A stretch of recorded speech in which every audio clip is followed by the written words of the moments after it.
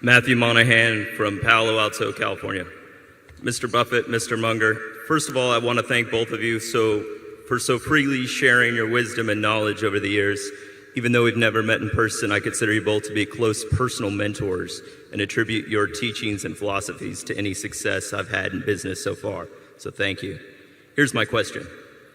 For a 23-year-old with high ambitions, some initial working capital, and a genetic wiring, as you call it, for disciplines like investments, mathematics, and technology, what do you foresee as the significant areas of opportunity over the next 50, even 100 years? And if you were in my shoes, what would be your approach and methodology for really learning, tackling, and mastering these areas of opportunity for the purpose of massive value creation?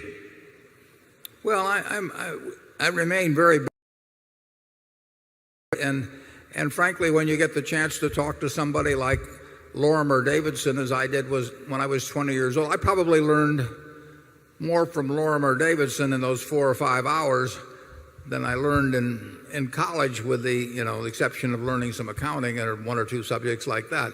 So you just want to soak it up. If you have those qualities you talked about, you'll see the areas as you go along.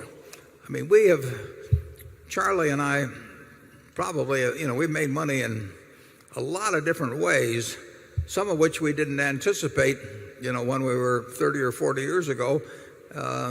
But we did have the ability to recognize some. We didn't have the ability to recognize others.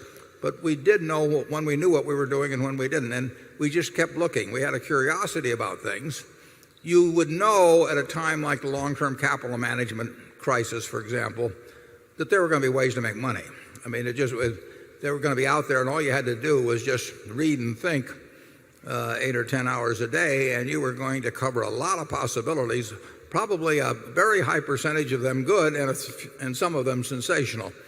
So you can't really lay it out ahead of time. You can't have a defined roadmap, but you can have a reservoir of thinking, looking at different kinds of businesses, looking at different kinds of securities, looking at markets in different places, and you will then spot a reasonable number of things that come along. You won't spot every one of them. We've missed all kinds of things.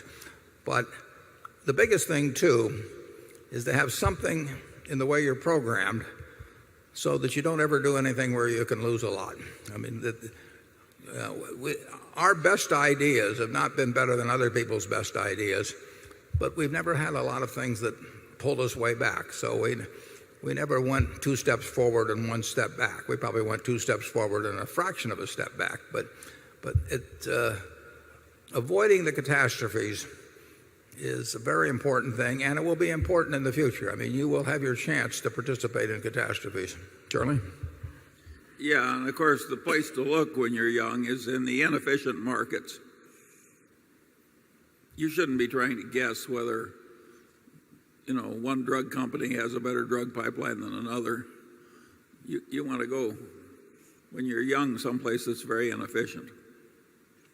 And you shouldn't be trying to guess whether the stock market is going to go up or whether long-term bonds are going to change in yield. I mean, you don't have anything going in that kind of a game.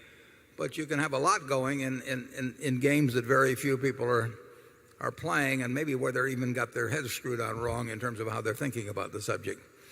The RTC was a great example of a chance to make a lot of money. I mean, here was a seller of hundreds of billions of dollars worth of real estate, where the people that were selling it had no economic interest in it, were eager to wind up the thing, and they were selling it at a terrible time when the people who had been venturesome in lending were no longer lending. The people who had been venturesome in the equity end of real estate had gotten cleaned out. So you had a great background of environment, and then you had an imbalance of intensity in terms of analyzing situations between the seller, which was the government, with a bunch of people who had no economic interest in it and were probably eager to wind up the job, and buyers on the other side who were of the generally cautious type, because the more venturesome type had taken themselves out of action. And there were huge amounts of property